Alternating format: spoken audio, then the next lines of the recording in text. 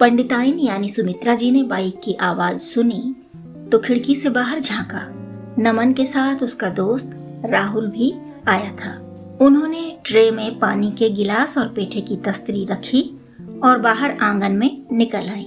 राहुल ने लपक कर उनके पैर छुए। नमन अंदर भागता हुआ बोला, मैं तो पहले नहाऊंगा। झट से सुमित्रा जी ने डांटा, रुको अभी रुको, पहले पसीना सुखाओ, पानी पियो, उसके बाद नहाना। धूप से आए हो और तुरंत नहाओगे तो तबीयत खराब होगी कि नहीं। नमन तखत पर बैठ गया। पेठा कुतरता हुआ वह बोला, मम्मी क्या हम दोनों के लिए खाना हो जाएगा। सुमित्रा जी हंस पड़ी। हो जाएगा हो जाएगा, जब तक तुम नहा कर आओगे खाना तैयार मिलेगा। वे अंदर गईं और फ्रिज से उबले आलू निकाल कर ले आईं। नमन नहाने चला गया और वे तखत पर बैठे बैठे आलू छीलते हुए राहुल से बात करने लगी। बहुत दिन बाद आए हो इस बार बेटा, कोर्स कवर करना था ना मम्मी, बहुत छूटा हुआ था। कितना कवर कर पाए हो अब तक बेटा। लगभग पूरा हो ही गया माँ, राहुल ने कहा तो सुमित्रा जी के चेहरे पर बड़ी प्यारी सी मुस्कान खिल गई। नमन की तरह ही राहुल भी उन्हें कभी माँ, कभी मम्मी और कभी अम्मा कहने लगा था। नमन कहता था कि एक शब्द में वे पूरी ही नहीं पड़ती। अलग अलग तरह से उन्हें बुलाना उसे ऐसे लगता था जैसे कोई प्यारा सा खेल है, ऐसा खेल जिसे हमेशा हमेशा खेला जाना चाहिए। राहुल की भी नमन जैसी ही आदत बन गई थी।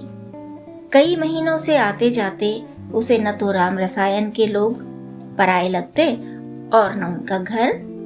नमन जब तक नहाकर आया, सुमित्रा जी ने आंगन के तखत पर बैठे बैठे ही आटा भी गूंद लिया था। आलू तो छीले ही थे। सारी सामग्री उठाकर अंदर जाते हुए वे बोली, अब तुम लोग बतियाओ, मैं पराठे सेकती हूँ। बस 5 मिनट के बाद ही तुम दोनों आ जाओ मेज पर। सुमित्रा जी ने धीमी आंच पर आलू के पराठे सेकते हुए 2 थालियों में दाल, चावल, रायता, अचार सजाया, थोड़ा सलाद भी काट लिया और प्रेम से उन दोनों को खाना खिलाया। माँ के प्रेम से हमेशा से वंचित रहे राहुल के लिए एक एक पल जैसे रत्न से भी अधिक मूल्यवान था। वह बस संजोता जाता, आंखों से देखकर, कानों से सुनकर अपने हृदय की तिजोरी भरता जाता। खाना खिलाकर सुमित्रा जी हंसी। आज मीठा तो कुछ है नहीं घर में, तुम्हें स्पेशल मिठाई खिलाती हूँ अभी तुरंत बनाकर। उन्होंने फ्रिज खोला, 2 प्लेट में ब्रेड स्लाइस रखे, उन पर मलाई फैलाई, फिर मलाई पर जैम फैलाया और प्लेटें बच्चों के सामने रख दी। राहुल ने संकोच से कहा, मम्मी पेट तो पहले ही फुल हो गया है, पराठे बहुत अच्छे बने थे ना, ज्यादा ही खा गया मैं। उसका संकोच देखकर मम्मी को और भी हंसी आई।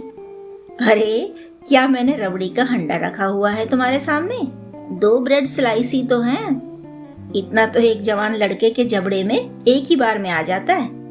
वे तीनों लोग मेज से उठ ही रहे थे कि तभी नमन के पास एक फोन आया और वह बाहर निकलते हुए बोला, आता हूँ 10-15 मिनट में। सुमित्रा जी और राहुल बाहर निकले और उत्तर वाले उन्हीं तखतों पर आ बैठे जिन पर कुछ देर पहले बैठे हुए थे। सामने ग्रिल और गेट के दूसरी तरफ पार्क का हरियाला विस्तार था। ऊंचे ऊंचे पेड़ थे, फूल और पत्तियों से लदे हुए। पार्क में छोटे छोटे टीले बने हुए थे जिन पर गेंदे गुलाब की अनेक प्रजातियां सज रही थीं।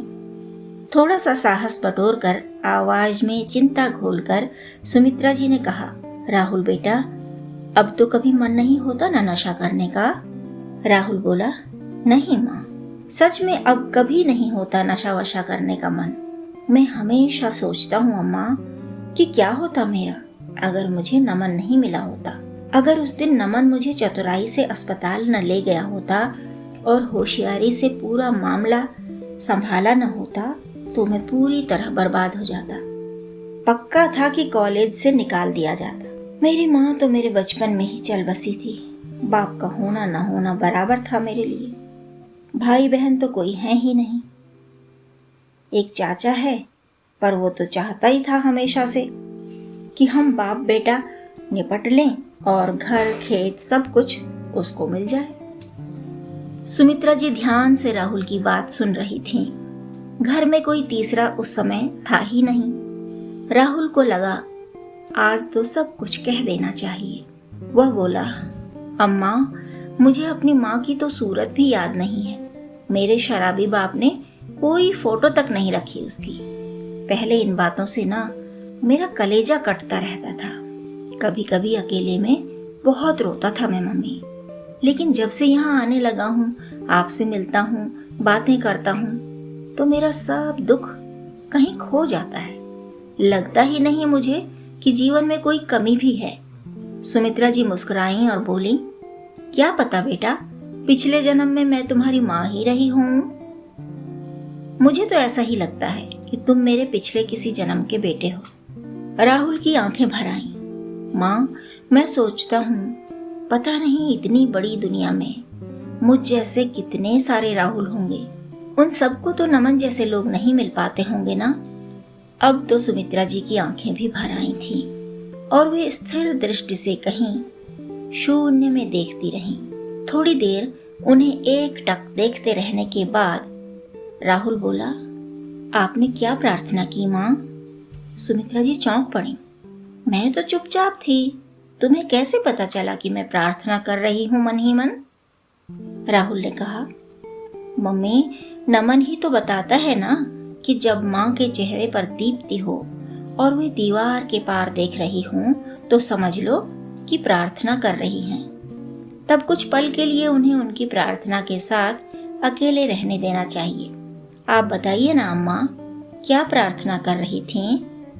भीगी आवाज में सुमित्रा जी ने कहा, यही प्रार्थना कर रही थी बेटा कि हर राहुल को कोई न कोई नमन मिल जाए, हर भटके को रास्ता बताने वाला मिल जाए और नशे की चुड़ैल जीवन में फिर कभी दोबारा उसे फंसा ही न पाए।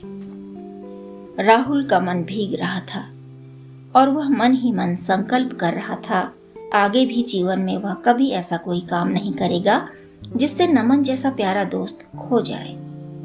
न कभी ऐसा कुछ करेगा कि सुमित्रा जी जैसी पवित्र माँ उससे रूठ जाए।